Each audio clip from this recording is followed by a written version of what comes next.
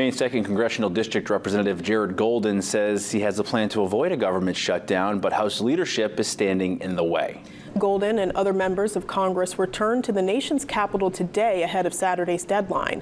Alongside 3 other House members, Golden has introduced a bill called the Bipartisan Keep America Open Act.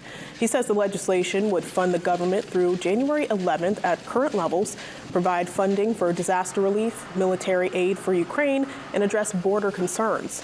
While Golden thinks his bill could get enough votes to pass, he says Republican leader Kevin McCarthy is more concerned about staying Speaker than avoiding a shutdown.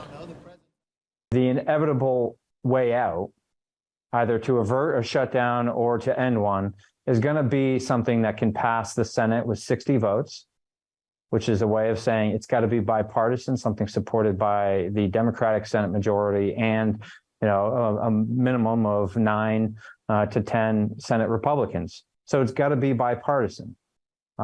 Here in the House, so far, Speaker McCarthy is following a purely partisan approach. He is bowing to the demands of the most extreme elements of his caucus. Golden says there will be votes tonight on efforts to avoid a shutdown, but there's no indication his proposed legislation will be part of that.